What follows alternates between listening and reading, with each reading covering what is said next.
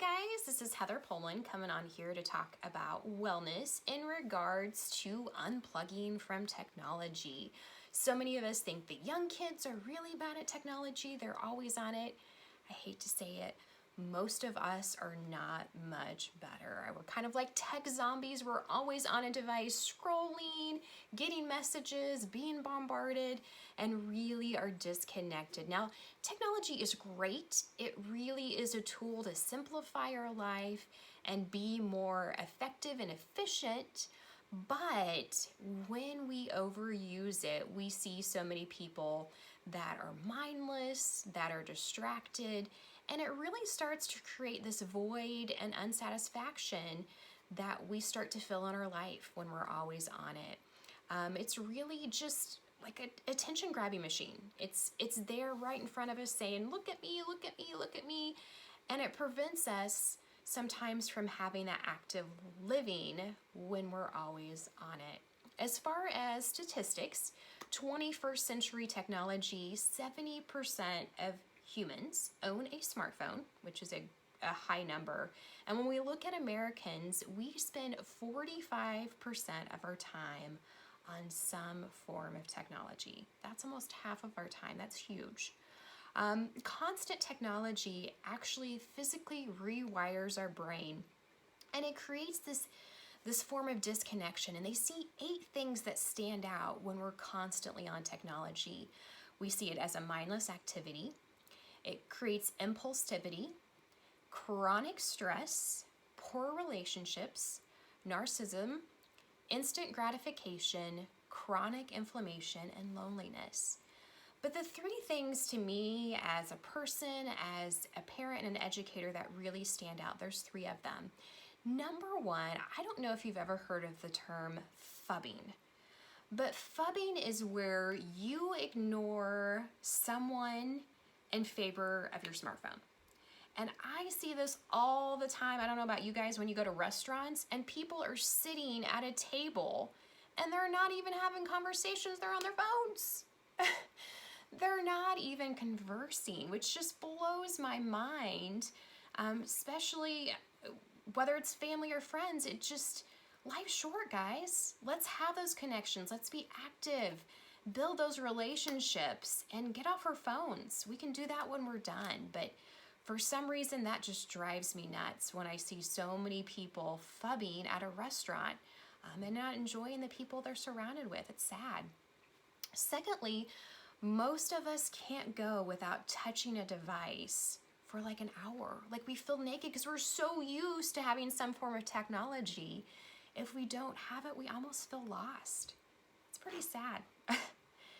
But the third thing that's, to me, the most scary is when kids are on constant technology, the effects that they see on their mental health is pretty substantial. It doubles the risk of suicide, and if they're under the age of 18, it quadruples it, okay? That's huge. So it's really time for us to be mindful of being on technology. Technology isn't all bad.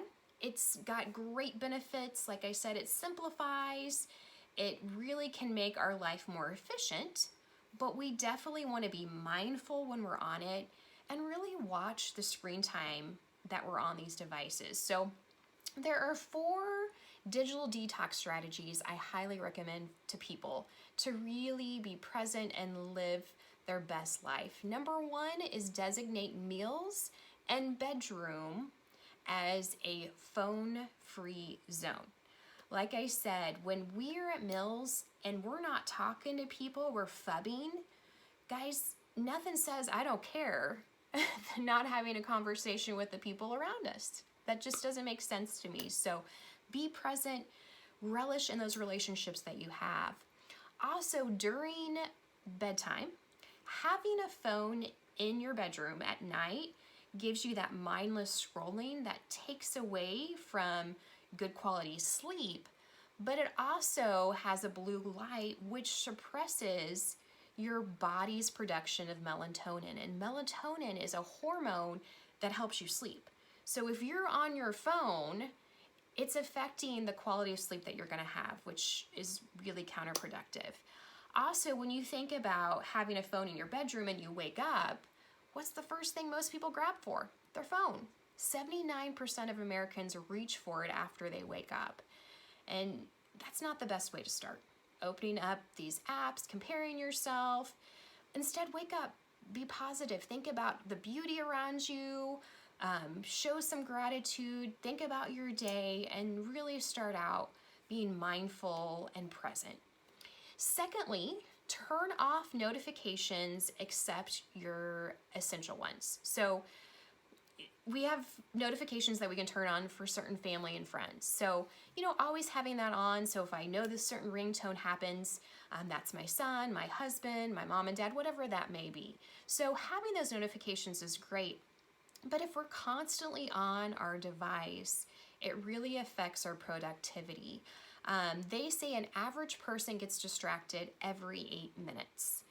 And the worst part is it takes 23 minutes and 15 seconds to get back on task from that distraction.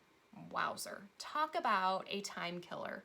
So get in the habit of turning off notifications except for those family members that really need to get a hold of you. Thirdly, make sure you cut back on TV viewing. TV's great. Sometimes it's a good relaxation tool, but oftentimes we spend so much time watching TV that we miss quality conversations. We miss ways to improve ourselves through podcasts and through reading. So really enrich your life, not your eye strain from watching TV all the time. And lastly, the fourth one is use TI. TI stands for time restricted and intentional. So time restricted and intentional, use that as a guide when you get on technology. So when you know you have to get on the computer, let's say you've got to go on there, find some supplies for school, for your son, for yourself, whatever it may be, set a certain amount of time to give yourself, that's reasonable, to get that task accomplished. Get on there, get it done, and get off. If you start to see yourself slipping and scrolling and doing other things, get off and come back. And be purposeful and mindful of using your time on that technology to really do what you need to do. So those are the four main things to digital detox. Don't let technology guide your life. We don't want to be mindless, friendless, distracted, and mentally less than our best. So use technology as it was intended for, to make it easier and our life more efficient, but let us control our life, not technology controlling ours. Take care.